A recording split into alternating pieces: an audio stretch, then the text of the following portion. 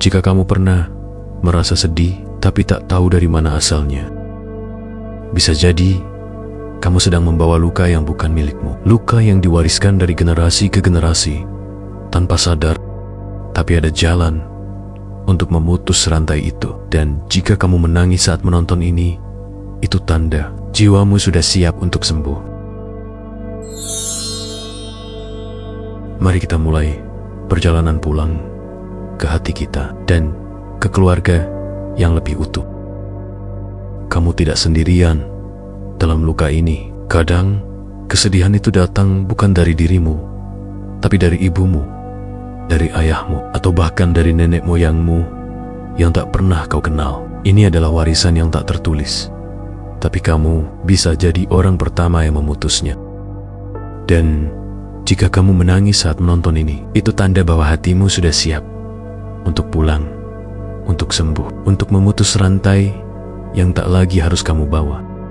Dalam 60 menit ke depan, kamu akan diajak masuk ke ruang terdalam jiwa manusia, mengeksplorasi trauma yang diwariskan lintas generasi, misteri reinkarnasi, dan cara kita bisa memutus pola luka demi masa depan yang baru.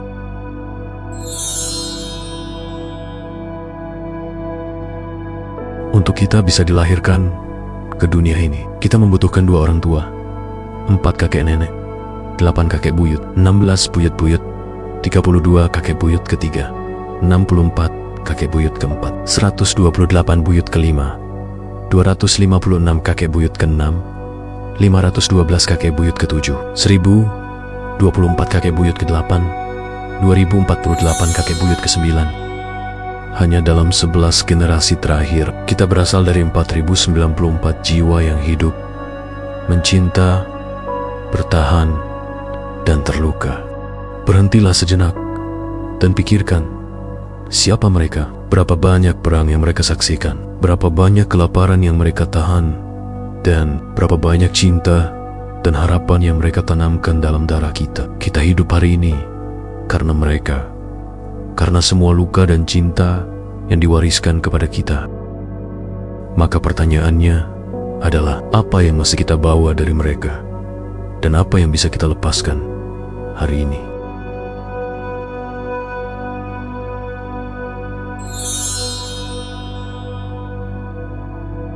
Ada perasaan sedih yang tak bisa dijelaskan, ketakutan yang datang tanpa sebab, pola hidup yang terus berulang. Seorang wanita selalu gagal dalam hubungan, meski pasangannya berbeda-beda. Seorang pria merasa hampa, meski karirnya gemilang. Seorang anak kecil takut ditinggal, padahal tak pernah kehilangan siapapun. Apakah mungkin perasaan itu bukan berasal dari pengalaman hidupmu? Penelitian di bidang epigenetik menunjukkan bahwa trauma dapat menempel dalam DNA, diturunkan dari satu generasi ke generasi berikutnya. Peneliti seperti Rachel Yehuda menemukan bahwa anak-anak dari penyintas Holocaust membawa pola stres yang sama. Meski tak pernah mengalami perang secara langsung, trauma ternyata bisa diwariskan.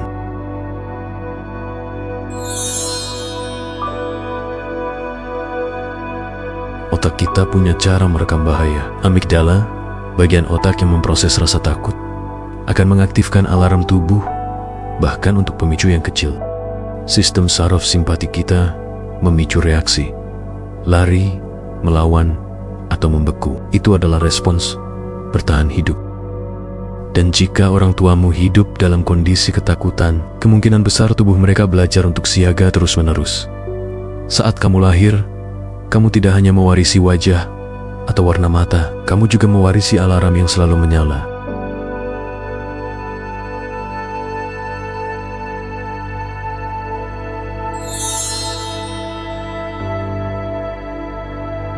Mengapa hidup kita terasa seperti film yang diputar ulang dengan plot yang sama, hanya pemainnya yang berganti?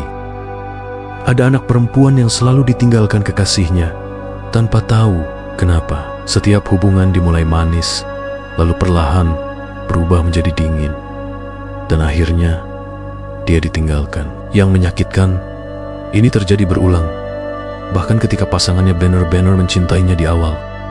Saat ditelusuri melalui sesi family constellation, terungkap bahwa nenek dari pihak ibunya pernah mengalami pengkhianatan cinta yang besar, ditinggalkan oleh kekasihnya karena alasan status sosial, lalu meninggal dalam kesedihan mendalam.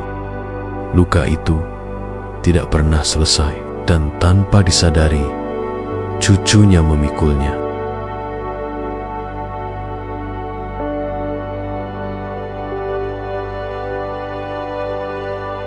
Pola seperti ini disebut repeat pattern atau pola berulang lintas generasi.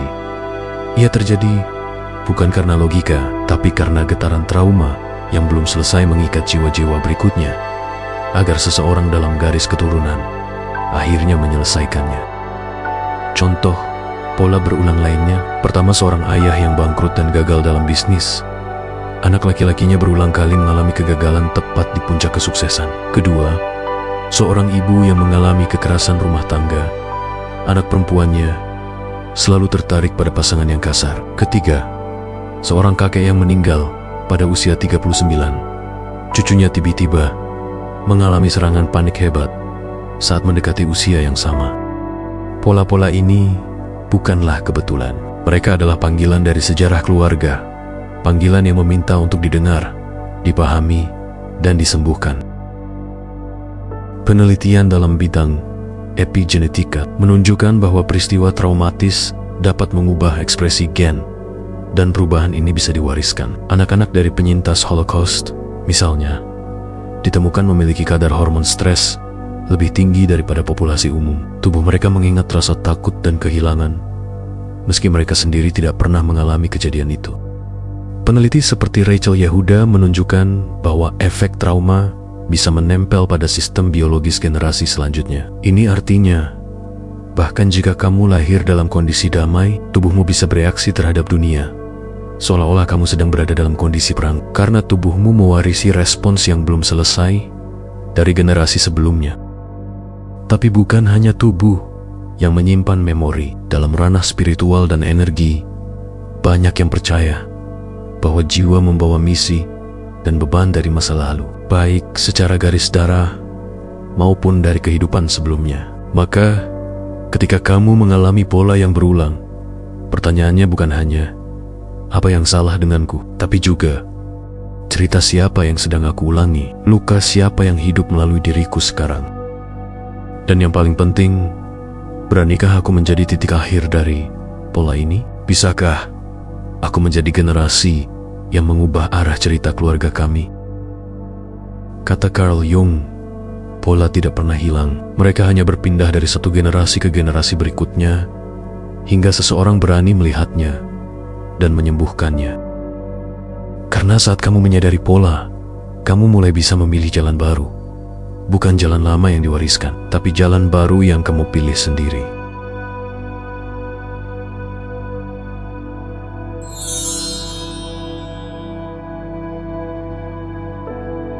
Family Constellation adalah metode penyembuhan yang dikembangkan oleh Bert Hellinger. Ini bukan sekadar terapi psikologi, melainkan proses membuka medan energi keluarga.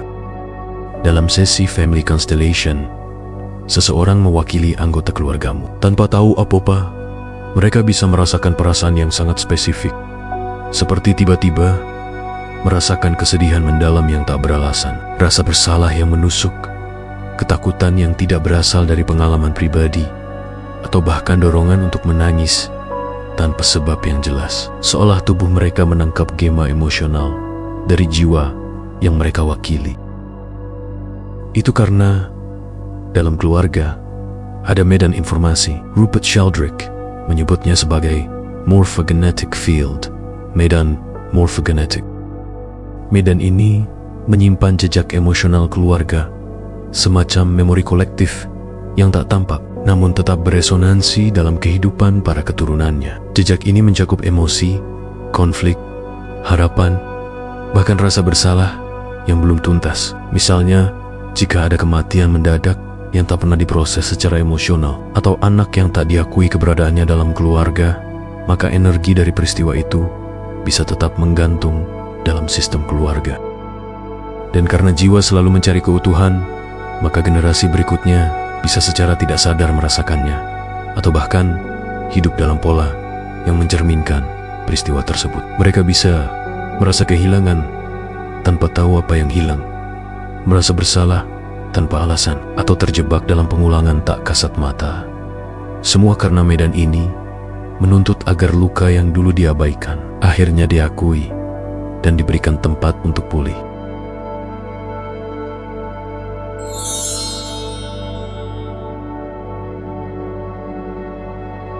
Bayangkan seorang gadis kecil bernama Maya.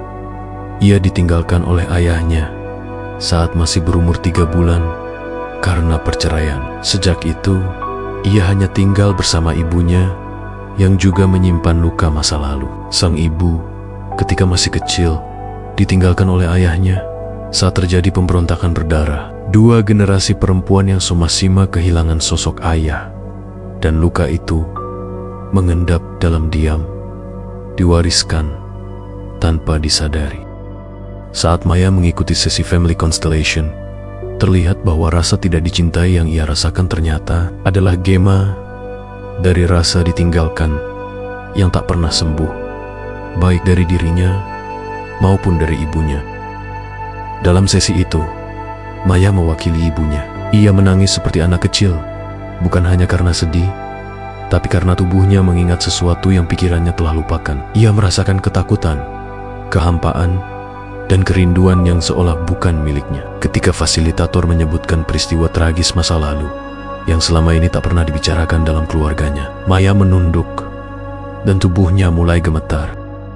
Ia menangis lebih dalam, seperti membuka pintu rasa yang telah lama terkunci. Saat peristiwa yang terlupakan itu diakui dengan kata-kata dan sikap penuh hormat, bukan untuk dihakimi, tapi untuk diberi tempat dalam sejarah keluarga, Maya merasakan sesuatu yang berat terangkat dari tubuhnya, seolah ada energi lama yang akhirnya dilepaskan. Ia merasa lapang, hening, dan untuk pertama kalinya, ia merasa dirinya cukup.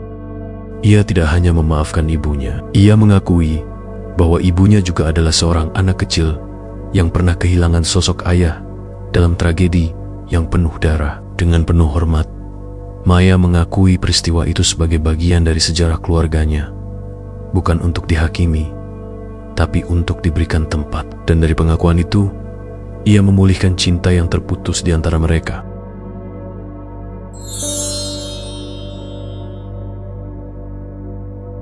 Dalam spiritualitas Timur, jiwa memilih keluarga sebagai tempat belajar. Kita tidak datang ke dunia ini secara acak. Kita datang untuk menyembuhkan, melanjutkan, dan menyelesaikan. Reinkarnasi dalam beberapa ajaran spiritual dipahami bukan sekadar proses kelahiran ulang, tetapi sebagai siklus jiwa untuk menebus, menyelesaikan, dan menyempurnakan pelajaran hidup yang belum tuntas dalam kehidupan sebelumnya. Setiap kelahiran membawa misi tertentu, termasuk memperbaiki relasi keluarga yang rusak, menuntaskan karma antar anggota keluarga, atau menjadi alat penyembuh bagi luka generasi sebelumnya. Dalam konteks Family Constellation, reinkarnasi menjelaskan mengapa seseorang bisa sangat terhubung dengan peristiwa atau rasa sakit yang tampaknya bukan miliknya sendiri, karena jiwa tersebut mungkin kembali ke dalam sistem keluarga yang sama untuk menyembuhkan apa yang dulu tidak sempat disembuhkan. Jadi, karma dan reinkarnasi tidak hanya soal pembalasan, tetapi tentang cinta yang terus mencari jalan untuk pulih dan menyatu. Luka yang kamu alami bisa jadi adalah pelajaran dari jiwa yang ingin membuka gerbang cinta.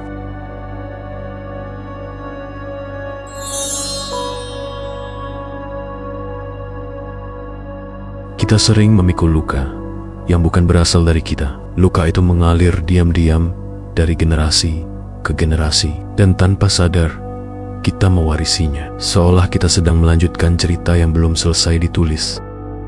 Tapi hari ini, kita bisa memilih untuk berhenti, untuk tidak lagi melanjutkan luka, dan menjadi gerbang pemulihan bagi diri kita dan seluruh garis keluarga kita. Bagaimana caranya? Bukan dengan melupakan, bukan dengan memusuhi masa lalu, tapi dengan mengakui, menghormati, dan melepaskan. Inilah cara memutus rantai luka lintas generasi. Pertama, akui luka yang ada. Lihatlah dengan jujur rasa sakit yang kamu rasakan. Jangan tolak, jangan sembunyikan, karena luka yang diakui adalah luka yang siap disembuhkan.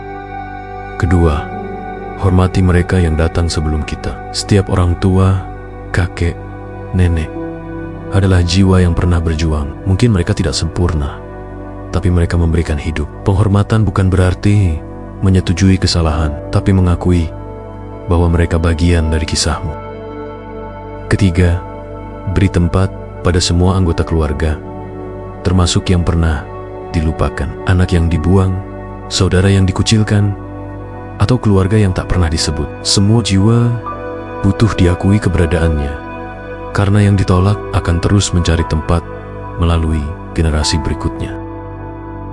Keempat, kembalikan beban yang bukan milikmu. Dengan lembut dalam hati, katakan, aku melihatmu, aku menghormati takdirmu, tapi aku memilih jalanku sendiri. Karena cinta sejati tidak harus memikul beban orang lain. Cinta sejati tahu kapan saatnya melepaskan demi kehidupan baru.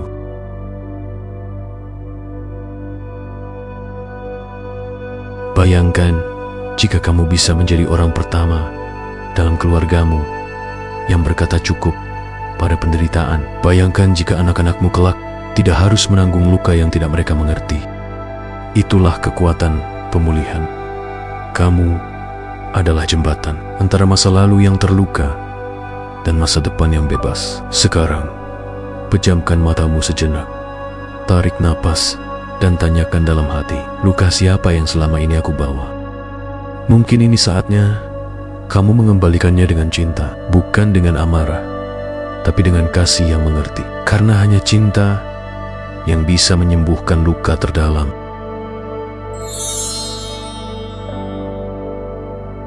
Mungkin inilah saatnya untuk berhenti melanjutkan pola yang sama. Saatnya untuk berkata, cukup. Cukup untuk rasa sakit yang diwariskan.